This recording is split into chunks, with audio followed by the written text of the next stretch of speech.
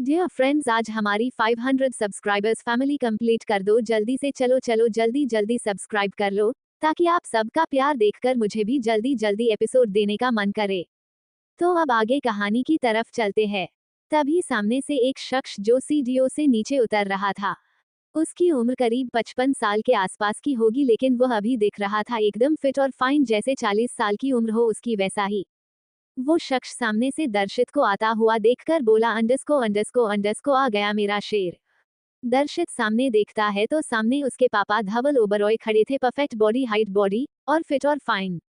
वो एक गुरूर के साथ खड़े थे और वह दर्शित को देखकर बोले, अंडस्को अंडस्को अंडस्को, मेरा शेर आ गया, देखो चलो अब नाश्ता लगाओ। इतना बोलते हुए ही वह घर में नौकरों को आवाज लगा देते हैं। वही तभी एक औरत हाथों में पूजा की थाली लेकर आती है और वह बोलिए, अंडस्को अंडस्को, अब बस बस बहुत हो गया बाप बेटे का, चलो दोनों, दर्शित बेटा नाश्ता कर लो। चलो सब लोग चलते हैं नाश्ता करने। इतना बोलते हुए ही वह आगे बढ़ जाती है। वह औरत कोई और नहीं बल्कि दर्शित ओबरॉय की मॉम नीलम जी ही थी। वही दर्शित अपने पापा को देखते हुए एक डेविल स्माइल करता है और वह आगे बढ़ जाता है। और आगे बढ़कर वह सीढ़ियों से होते हुए उनके पास चलकर जाता है और उसके सामने ही वह भी सीना तानकर खड़ा होते हुए ही बोला, अंडस्को अंडस्को अंडस्को, गुड मॉर्निंग पापा। इतना सुनते ही धवल जी एक एटीट्यूड के साथ बोले, अंडस्को अंडस्को, वाह बेटे, बाप के सामने ही एटीट्यूड कर रहा है। बाप बाप होता है और बेटा बेटा होता है। वही दर्शित हंसते हुए ही बोला, अंडस्को अंडस्को, हाँ पापा मुझे पता है। आप कौन सी टोन में बात कर रहे हो। इतना बोलते हुए उसके गले लग जाता है। वही घर के बाकी लोग भी ये देख रहे थे और वह सब ये देखकर मुस्कुराते हैं। दर्शित बोला, अंडस्को अंडस्को, चले अब मैं फ्रेश होकर आता हूँ। इतना बोलकर वह अपने कमरे की तरफ 3rd फ्लोर पर चला जाता है। वही तभी एक 20 साल के आसपास की लड़की वहां पर भागते हुए आती है और बोली, अंडस्को अंडस्को अंडस्को, मम्मा मुझे कॉलेज जाने में लेट हो जाएगा, प्लीज आप जल्दी करिए। इतना बोलकर वह डाइनिंग टेबल के पास आ जाती है। वही तभी डाइनिंग टेबल के पास दर्शित के पापा धवल जी, मम्मा नीलम जी, बहन तारा और दादी माँ नैना जी और उसके अंकल और आंटी, उतने लोग डाइनिंग टेबल के ऊपर बैठ चुके थे। वहीं अभी वो सब खाना खाने बैठे थे और कुछ बात कर ही रहे थे कि तभी घर के में गेट से सनाया अंदर आती है और उसके हाथ में फाइल थी। सनाया वह फाइल लेकर सामने डाइनिंग टेबल पर एक नजर करती है और वह आगे बढ़ती है। तभी तारा सनाया को देखते हुए ही बोली, अंडस्को अंडस्को, अरे सनाया दीदी आप कहाँ पर जा रही है। इतना सुनते ही सनाया बोली, अंडस्को अंडस्को, वो दर्शित के रूम में जा रही हूँ, ये फाइल साइन करवानी है इसलिए। वही सब लोग सनाया को देखने लगते हैं। सनाया ज्यादातर दर्शित के साथ ही होती थी और दर्शित के रूम में सनाया और उसकी मॉम दोनों को ही वहां पर जाने की इजाजत थी, बाकी इस घर में से 3rd फ्लोर पर कोई भी नहीं जाता था। वह सिर्फ दर्शित का पर्सनल फ्लोर था। वही सनाया दर्शित के रूम में आ जाती है। वहीं दर्शित अपने वॉशरूम में नहा रहा था। वही सनाया उसके कमरे में आ जाती है और वॉशरूम से जब पानी गिरने की आवाज सुनती है तो उसे पता चल जाता है कि दर्शित शावर ले रहा है। तो वह कुछ ना बोलते हुए ही उसके कमरे की बालकनी में चली जाती है। वहीं दर्शित थोड़ी देर बाद शॉवर लेकर पेंट पहनकर कंधे पे टॉवल लटकाकर बाहर निकलता है और वह अपने बालों को टॉवल से पोंछने लगता है। दर्शित अभी बाहर निकाला था कि तभी उसकी नजर बालकनी में खड़ी सनाया पर जाती है। सनाया नीचे देख रही थी। वही सनाया को देखते हुए ही दर्शित बोला, अंडस्को तुम आ गई। वही इतना सुनते ही सनाया पीछे पलटकर दर्शित को देखती हैं और फिर वह कमरे में आ जाती है। सनाया दर्शित के पास आकर उसके हाथ से टॉवल लेती है और उसके बाल पोंछने हुए बोली, अंडस्को अंडस्को अंडस्को, वह एक जरूरी फाइल थी जिसका साइन मुझे अभी चाहिए था तुम्हारा, उसे कंप्लीट करनी है, इसलिए आना पड़ा। दर्शित आईने में से ही सनाया को देखते हुए ही बोला, अंडस्को ठीक है, मैं अभी साइन कर देता हूँ, फिर तुम पर चलो मेरे साथ नीचे ब्रेकफास्ट करने। सनाया बोली, अंडस्को अंडस्को अंडस्को, नहीं अभी मुझे देर हो रही है, तुम साइन कर दो मैं चली जाती हूँ। दर्शित बोला, अंडस्को नहीं, अभी बिना खाना खाए तुम नहीं जा सकती, तुम्हें समझ में नहीं आई बात। इतना बोलते हुए ही वह उठता है और शर्ट पहन लेता है। वहीं कुछ ही देर में वह पूरी तरह से तैयार हो जाता है और सनाया उसे ही देख रही थी। कुछ ही देर में वह उस फाइल पर भी साइन कर देता है। वही सनाया उस फाइल को ले लेती है और सनाया और दर्शित दोनों ही फिर नीचे आ जाता है। वही नीचे आकर दर्शित सबको देखता है, डाइनिंग टेबल पर सब लोग ब्रेकफास्ट कर रहे थे। वही दर्शित आकर मेन चेयर पर बैठ जाता है।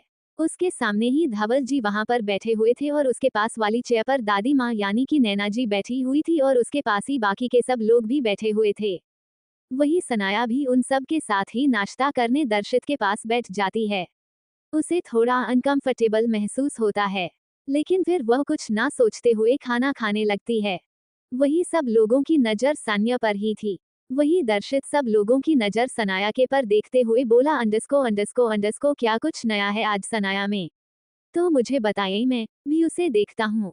वही इतना सुनते ही सब लोग अपनी नजरें इधर उधर करते हुए खाना खाने लगते हैं और ऐसे ही वह सब लोग ब्रेकफास्ट करने लगते हैं। दूसरी तरफ आश्वी कब की उठ चुकी थी और वह तैयार होकर आश्रम का सारा काम कर रही थी। तभी वहां पर अम्मा जी आ जाती है और वह आश्वी के हाथ से झाड़ू पोछा की बाल्टी लेते हुए ही बोली अंडस्को लाओ बेटा, अभी मैं कर दूंगी। अभी तुम जो कॉलेज के लिए लेट हो जाएगा, चलो जल्दी से जाओ। वही आश्वी बोली अंडस्को अम्मा मैं काम कर देती हूँ। अम्मा बोली अंडस्को नहीं बेटा जाओ कॉलेज और अच्छे से जाना, और ज्यादा कोई तुम्हें तंग करे तो उसे बोल देना, डरने की इतनी ज्यादा जरूरत नहीं है। तुम क्यों डरी सहमी सी रहती हो? ये दुनिया शरीफ नहीं है। अगर तुम शरीफ बनकर रहोगी तो तुम्हें सब लोग डराएंगे। यहाँ पर थोड़ा रोब भी जमाना होता है, वरना लोग हमें कुचल कर चले जाएंगे। इतना सुनते ही आश्वी अपनी आंखों में हल्की नमी के साथ बोली अंडस्को लेकिन मैं इतनी ज्यादा स्ट्रांग नहीं हूँ। मैं क्या करूँ, मैं मुझे थोड़ा थोड़ा डर लगता है। पता नहीं अंदर से ही मैं इतनी कमजोर हूँ शायद। तभी अम्मा जी बोली अंडस्को तुम ना बेटा बिल्कुल पागल हो। कोई बात नहीं, भगवान तुम्हारे साथ ही है।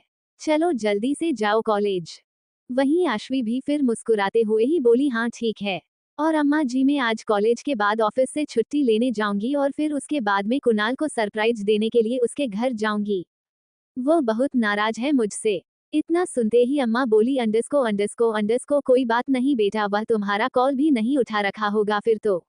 आश्वी बोली अंडस्को हाँ उसने फोन भी नहीं उठाया। मम्मी ने आज बर्थडे विश करने के लिए उसे फोन किया था, लेकिन उसने नहीं उठाया। लेकिन कोई बात नहीं, मैं कॉलेज के बाद उसे मनाने जाऊंगी उसके घर। अम्मा जी बोली अंडस्को कोई बात नहीं, अब भी तुम जाओ लेट हो जाएगा। और फिर आश्वी अपनी कॉलेज के लिए निकल जाती है। वही कुछ देर बाद आश्वी अपनी कॉलेज पहुंचती है और क्लास में चली जाती है। वही उसके कॉलेज में उसकी एक दोस्त जो अच्छी वाली दोस्त थी, उसका नाम आराधना था। आराधना और आश्वी दोनों ही बहुत ही अच्छी दोस्त थी। वहीं आराधना बोली अंडस्को आश्वी आज तो तेरे वुड बी हस्बैंड का बर्थडे है ना, फिर तू क्या सोच रही है आगे? क्या करेगी आज उसके लिए? इतना सुनते आश्वी बोली अंडस्को हाँ मैंने कुछ सोचा है। आज मैं उसे मनाने उसके घर जाऊंगी, उसे सरप्राइज दूंगी। इतना सुनते ही आराधना बोली अंडस्को ठीक है चली जाना, पहले क्लास अटेंड करते हैं। फिर वह दोनों ही क्लास में आ जाती है और उसकी क्लास पूरी हो जाती है। वह दोनों ही फिर अपनी कॉलेज खत्म करती है। वही आराधना बोली अंडस्को मैं घर जा रही हूँ।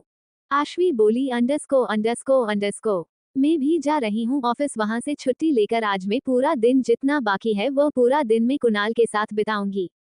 इतना सुनते ही आराधना मुस्कुराते हुए बोली अंडस्को ओ अच्छा अच्छी बात है।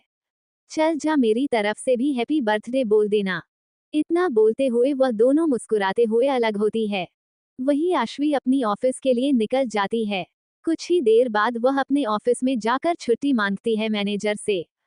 तो मैनेजर उससे बोलता है कि अभी तुम्हें छुट्टी नहीं मिल सकती, अभी एक मीटिंग है तो उस मीटिंग के लिए हमें जाना जरूरी है। अभी तुम मेरे साथ चलो, हम वह मीटिंग अटेंड करने जा रहे हैं दूसरे शहर। इतना सुनते ही आश्वी हैरान रह जाती है और उसका मुंह उतर जाता है। वह बोली अंडस्को प्लीज सर, मेरे मंगेतर का बर्थडे है, मुझे जाना होगा, प्लीज मुझे छुट्टी दे दीजिए, प्लीज प्लीज।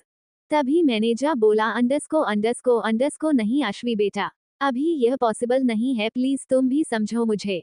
वही आश्वी फिर उसकी भी मजबूरी समझते हुए बोले अंडस्को ओके सर कोई बात नहीं। इतना बोलते हुए वह अपना चेहरा लटकाए हुए ही वहां से अपनी केबिन की तरफ चली जाती है। केबिन में जाकर आश्वी फिर से कुणाल को फोन करती है। वही कुणाल आश्वी का फोन उठा लेता है। वही आश्वी बोली अंडस्को I am sorry Kunal, please मेरी बात सुन लो प्लीज। वही कुणाल बोला अंडस्को बोलो। आश्वी बोली अंडस्को I am sorry and happy birthday to you, God bless you. इतना सुनते ही सामने से कुणाल बोला अंडरस्को अंडरस्को अंडरस्को थैंक यू बट तुम आ रही हो ना मुझे बर्थडे विश करने के लिए मेरे घर पर। इतना सुनते ही आश्वी भी सर झुकाए हुए ही मायूस आवाज में बोली अंडरस्को नहीं मैं अभी नहीं आ सकती। वो मुझे मीटिंग के लिए अभी दूसरे शहर जाना है और वह मीटिंग बहुत जरूरी है। सर ऑफिस से छुट्टी नहीं दे रहे हैं। तुम समझ रहे हो ना। इतना सुनते ही कुणाल मायूस आवाज में बोल अंडरस्को कोई बात नहीं तुम जाओ। काम ज्यादा जरूरी है वैसे भी हम साथ होते ही हैं। कभी ना कभी साथ बाहर घूमने चलेंगे। अभी तुम काम पूरा कर लो। वही आश्वी भी हल्की सी स्माइल के साथ बोली अंडरस्को ठीक है कोई बात नहीं। इतना बोलकर वह कॉल रख देती है। कुछ देर आश्वी काम करने लगती है। तभी वहां पर ऑफिस का मैनेजर आ जाता है और वो आश्वी को देखते हुए एक स्माइल के साथ बोला अंडरस्को आश्वी तुम जाना चाहती थी ना कहीं पर। तो तुम जा सकते हो। मेरे साथ दूसरी एम्प्लॉय आ रही है। मैंने उससे बात की तो वह मेरे साथ चलने के लिए तैयार है और उसे सब कुछ पता भी है तो वह मेरे साथ आएगी। तो आश्वी तुम जा सकती हो अपने काम के लिए। इतना सुनते ही आश्वी मुस्कुराते हुए बोली अंडरस्को आप सच कह रहे हैं। मैनेजर बोला हाँ तुम जा सकती हो। आश्वी एक बड़ी सी स्माइल के साथ बोली अंडरस्को thank you sir thank you so much. फिर आश्वी अपना बैग उठाती है और वह बाहर निकल जाती है।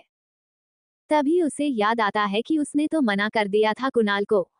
आश्वी अपने आप से बोली अंडरस्को चलो एक काम करती हूँ। मैं कुणाल को अच्छा वाला सरप्राइज देती हूँ। इतना बोलते हुए ही वो मुस्कुराते हुए ही एक फूलों की शॉप के पास जाती है और एक बड़ा सा बुके लेती है और साथ में बहुत सारी चॉकलेट लेकर वह टैक्सी में बैठकर कुणाल के घर के लिए निकल जाती है। उसके चेहरे पर हल्की सी मुस्कुराहट थी और वह बुके को देखते हुए ही टैक्स में बैठे हुए ही सोच रही थी कि वह आज पूरा दिन कुणाल के साथ रहेगी और उसे खुश रखेगी। करीब 1 घंटे बाद वह कुणाल के घर के पास उतरती है और टैक्सी ड्राइवर को पैसा देकर वह वहां से कुणाल के घर की तरफ आ जाती है। कुणाल भी इतना ज्यादा पैसे वाला नहीं था। कुणाल का एक छोटा सा बांग्ला था और उसके एक छोटी सी कंपनी थी। बस उसके पास उतना ही था। वही आश्वी कुणाल के घर के पास पहुंचती है तो उसके घर का दरवाजा हल्का सा खुला देखकर आश्वी हल्के से मुस्कुराते हुए उसके अंदर आ जाती है और फिर वह घर की चारों तरफ देखती है। वहां पर कोई भी उसे दिख नहीं रहा था। कुणाल अकेला ही रहता था। उसके मम्मी पापा वहां पर नहीं रहे थे। आश्वी आगे बढ़ती है और सब तरफ देखते हुए बोली अंडरस्को कुणाल। लेकिन उसे किसी की आवाज नहीं सुनाई देती। तो आश्वी मुस्कुराते हुए ही वह बुक के लिए वह सेकंड फ्लोर पर आ जाती है। आश्वी सेकंड फ्लोर पर आई तो उसने कुछ कदम आगे बढ़ाए ही थे कि तभी एक कमरे से कुणाल के बोलने की कुछ आवाज आती है जिसे सुनकर आश्वी को लगता है कि उस कमरे में कुणाल है। तो आश्वी हल्के कदम बढ़ाते हुए ही वह उस कमरे के पास जाती है और फिर खुद को प्रिपेयर करते हुए ही वह उस कमरे का दरवाजा झटके से खोलती है और वह उस बुके को अपने सामने रखते हुए ही बोली अंडरस्को कुणाल सरप्राइज। वही इतना बोलकर वह सामने देखती है और सामने जो बेड पर जो हालत थी उसे देखकर आश्वी की हल्की सी चीख निकल जाती है और वह उसके हाथों से वह बुके गिर जाता है और वह जल्दी से पलटकर अपनी आंखों पर हाथ रख लेती है। उसकी आंखों से टप टप आंसू गिरने लगते हैं। तो फ्रेंड्स आगे क्या होगा जानने के लिए मेरे साथ और चैनल के साथ जुड़े रहिए और मेरी चैनल को सब्सक्राइब जरूर करें।